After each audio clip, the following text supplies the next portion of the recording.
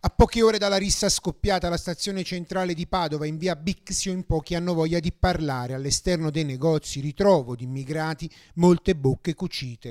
Qualcuno si avvicina ma è subito richiamato da altre persone e prima di andare via sottovoce tenta di lasciarci il suo numero, magari per raccontarci cosa è avvenuto. Che secondo il racconto di alcuni testimoni la rissa scoppiata tra un gruppo di nigeriani e una famiglia marocchina sarebbe cominciata per il rifiuto da parte del capofamiglia di acquistare della droga, un diniego che avrebbe spinto il gruppo di migranti ad aggredirli. La situazione nel frattempo però resta tesa, una convivenza difficile quella tra italiani e stranieri. Ogni volta che denuncio mi ritrovo con la macchina rigata o le ruote forate, dichiara una negoziante ai microfoni spenti. Ma c'è anche chi non è d'accordo con le critiche difendendo il quartiere della stazione. Io lavoro qui anche fino alle 9 da sola, ma non mi è successo niente, però probabilmente sono io che non attacco rogna. Spiega l'aggressione di Liege. Bisognerebbe sapere la verità.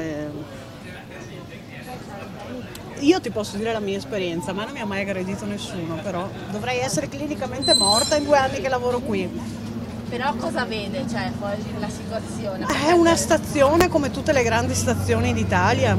I sindaci si avvicendano ma non cambia nulla in questo quartiere. Sembra però essere la tesi comune dei residenti. Il presidio dei militari nel piazzale non funziona da deterrente, ci raccontano, se poi la notte le strade diventano come il Far West.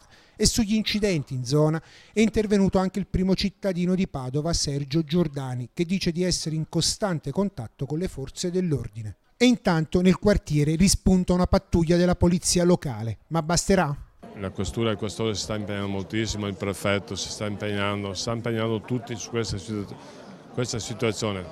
Anche la polizia locale si sta dando a fare. Noi stessi abbiamo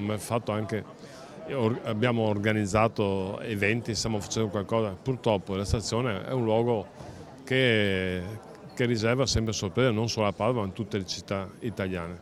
Noi ci stiamo impegnando al massimo su questo.